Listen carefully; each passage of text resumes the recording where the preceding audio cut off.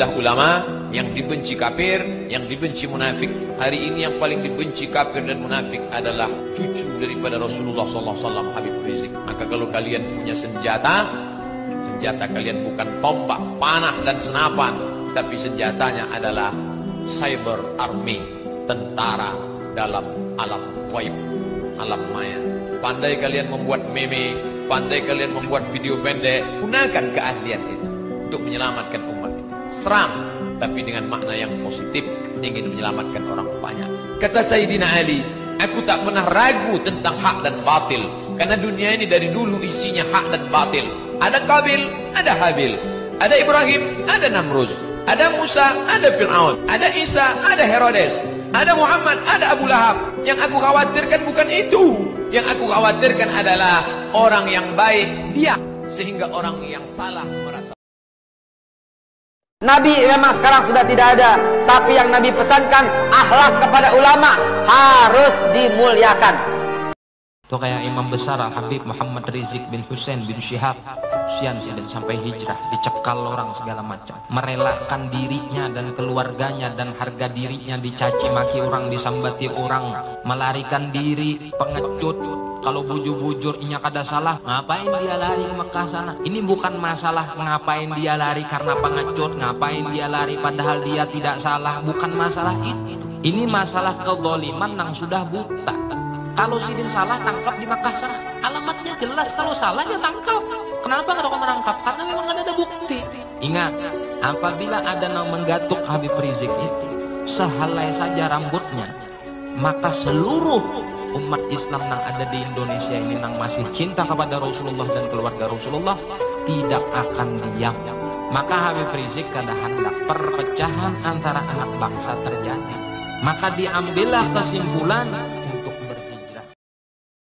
Andai kata Nabi masih ada, melihat turunannya digituin, dihinakan, dicaci, difitnah, demi Allah kita nggak rela cucu Rasulullah dihinakan di negara ini. Wahai para ulama, sabarlah. Apa yang didapatkan Habib Rizik, Pak? Berkorban seperti itu, apa yang didapatkan? Apa yang diperjuangkan? Dapat duit. Dari mana dapat duit? Sehingga ada apa-apa dalam hatinya kalau nggak senang dengan perjuangan beliau. Kalau cara boleh beda, saya caranya beda dengan FPI. Tapi saya untuk tidak menyenangi, tidak senang dengan cara Habib Rizik, itu kayaknya ada sesuatu kenifakan dalam hatinya, ada sesuatu penyakit dalam hatinya. Saya enggak seperti itu. Perjuangannya bagus. Kenapa? Imam Ali keras, Syekh Umar bin Khattab keras, nggak bisa ngeliat kemungkaran. Tapi Syekh Abu Bakar Siddiq lembut, Sayyidina Utsman bin Affan lembut. Tapi kenapa harus ada Sayyidina Ali, lalu harus ada Sayyidina Umar bin Khattab? Itulah kodratnya Allah Ta'ala di dalam syariat ini. Harus ada seperti itu, harus ada seperti itu. Karena Pak, setan itu pinter. Jadi kalau kita itu mengatakan jenius, setan itu lebih jenius. Kalau saya ini sudah S3, setan itu S-nya sudah ribuan, Pak. Jadi kita ini tahu, setan itu karena masuk lewat lembut. Lewat lembut, harus obatnya apa? Keras. Kadang-kadang apa? Setan itu masuk lewat keras, dilembuti. Caranya seperti itu. Jadi harus ada air, ada api. Hidup kita dengan air saja tanpa api, nggak mungkin. Hidup kita dengan api saja tanpa air, nggak mungkin. Jadi dua-duanya harus ada. Jadi saya beda caranya. Saya nggak ikut FPI. Saya berapa kali saya mau diangkat. Bahkan kalau semua saya mau, mungkin Habib Alwi kalah saingan sama saya. Tapi saya nggak mau. Kenapa saya nggak mau? Bukan saya nggak setuju. Saya sudah sibuk. Dan saya dilarang untuk masuk ke dalam sebuah struktur. Kenapa? Saya punya abah baru punya komitmen. Kalau kita pegang tugas, harus maksimal dalam tugas itu. Jangan sampai gitu pecah-pecah.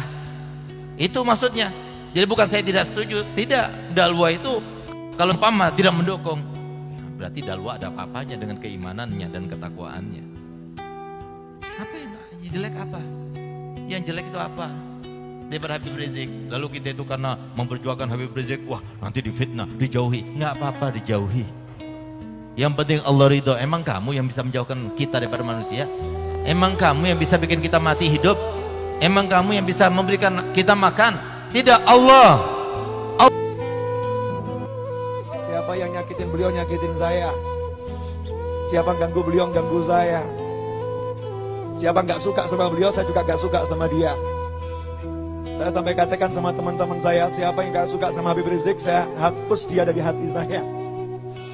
Saya hapus dia dari hati saya. Ini Naufal bin Muhammad al-Aidrus. Orang kalau cinta harus ngomong. Cinta nggak ngomong, palsu cintanya.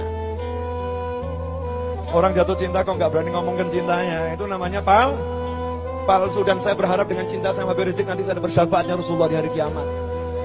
Saya asi, saya banyak dosa. Beliau ahli taat, ahli ibadah. Beliau orang yang luar biasa. Mudah-mudahan saya punya rasa cinta ini, saya ngomong begini, mudah-mudahan Allah bilang I love you too, Novel. Saya pengen Allah ngomong, saya gak peduli kalian suka sama saya, gak suka, terserah. Gak suka sama saya boleh, suka sama saya boleh, gak ngaruh gitu loh. Saya cari sukanya Allah subhanahu wa ta'ala. Biar sombong biarin, saya gak sombong. Kita telah mengenal bagaimana perjuangan salah seorang anak cucu Rasul dari kalangan habaib. Seorang alim, seorang da'i, seorang murabbi, Habibana Muhammad Rizik bin Hussein bin Syihab. Beliau telah mendapatkan fitnah yang luar biasa. Keilmuan beliau tidak diragukan. Hasil dakwah beliau subhanallah menyebar di sana sini. Namun saksikan berapa banyak masyarakat Indonesia mengunjing beliau, memfitnah beliau. Bahkan kediaman beliau, kamar tempat beliau tidur telah diseniper dengan sebuah peluru. Hingga beliau memboyong dirinya, istrinya, anaknya, cucunya, mantunya pindah ke negeri Mekah. Allah, demi Allah, siapapun yang andil di dalam terusirnya Habibana Sayyid Muhammad Rizik akan diminta pertanggungjawaban di hadapan Allah Subhanahu wa ta'ala. Dan siapapun yang mendukung, siapapun yang menyetujui hal-hal yang semacam ini akan diminta pertanggungjawaban di Kepergian saya dari Indonesia bukan untuk lari dari tanggung jawab hukum, tapi saya wajib untuk melakukan perlawanan terhadap kezaliman, terhadap kemungkaran, perlawanan terhadap kebatilan. Manakala diri saya dalam bahaya ingin dizalimi, tentu wajib saya untuk menyelamatkan diri sebagaimana dicontohkan oleh gatungnya para habaib tercinta Sayyiduna Muhammad sallallahu alaihi wa alihi wa sahbihi wasallam. Tatkala beliau ingin dibunuh, ingin dihabisi, beliau memilih hijrah ke Madinah.